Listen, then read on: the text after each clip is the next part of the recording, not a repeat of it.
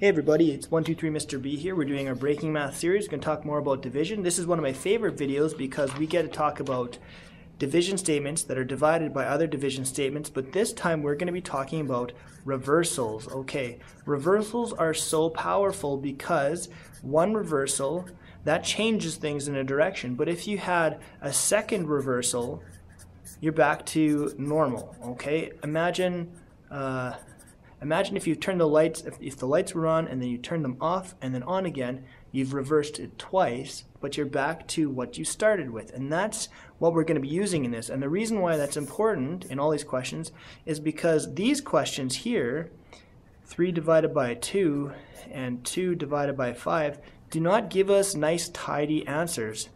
Do you really want to deal with this? Do you want this to be your answer? Forget it. It's complex. There's just a bunch of garbage inside here. So in order to get rid of this thing, what we're going to do is employ this idea of reversals. First things first, always test it out to see if this works. Check out the prior video to see what I'm talking about. But so in this one it doesn't work, so I'm going to do this reversal. Now in a reversal, your starting point is not what changes. Your starting point, it's like a hike, right? You're taking a hike, you start somewhere, and you either go this way or the other way. But where you start from never, ever, ever changes. This is always the same. I need two reversals. I need two reversals in order to have any change be undone. So I'm going to look for two reversals in my action. Well, how about this? I have a reversal here. I could reverse that to be a time sign. And I have this division statement. How about I reverse it like this? So I've introduced two reversals here. And the answer to this then will be the same as the answer to this. So if I'm given something like this, I can do this, reversal, reversal, and then calculate it out as though I'm dealing with this multiplication stuff.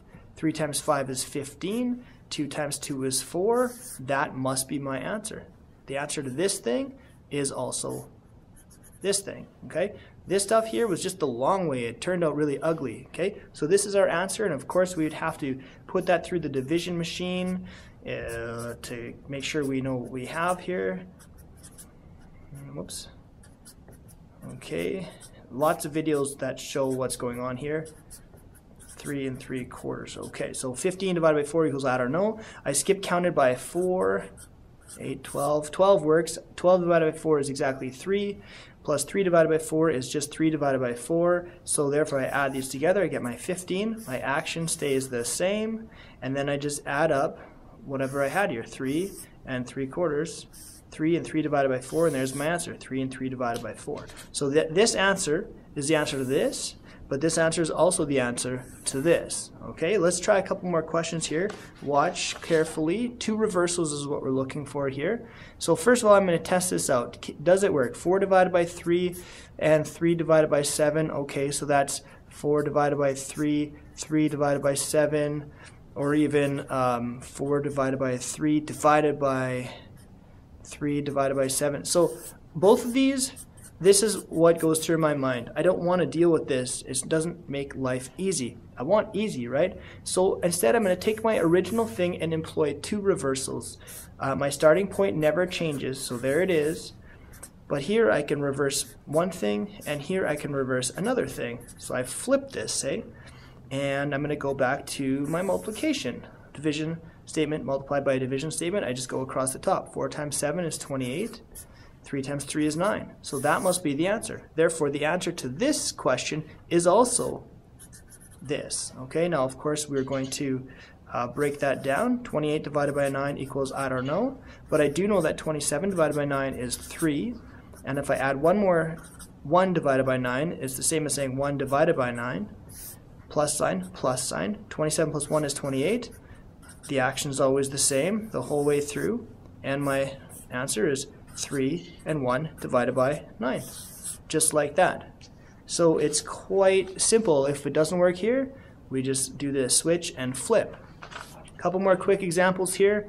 Let's see, 5 divided by 4, 3 divided by 7. So I'm looking at this and I'm thinking, nope, doesn't look very easy. So instead, I'm going to switch and I'm going to flip.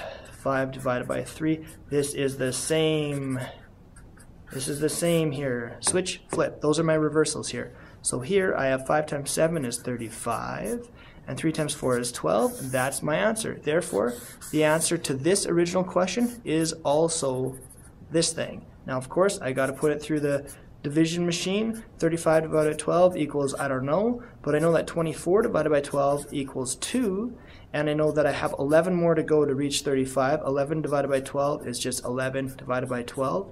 So if I put them together, 24 plus 11 is 35. My action is the same, and my answer is 2 and 11 divided by 12. So the answer to this is this, and this is also named as this. Right? One more? Okay, one more real quick. Of course, I've rigged this to make sure it doesn't work. 4 divided by 5, 7 divided by 3. Clearly, it's pretty gross, so we're not going to do it that way. We're going to do the switch and flip. 4 divided by 7, this stays the same. This thing, that's my first reversal. Here is my second reversal. And now I'm just going to go across. 4 times 3 is 12. 7 times 5 is 35. And it appears that this number is smaller than this number, so I don't have to go any further. That's all the answer I need. Interestingly enough, look at my answer for the previous question. 35 divided by 12, and this here is 12 divided by 35. And all that I did here, from original question for this one and this one, all I did was move this one to this side and this one to this side. So I switched the order of those. Careful now. I switched the order of my inputs, and my answer was flipped around. Cool little thing to notice there. All right, peace out. Check the next vid.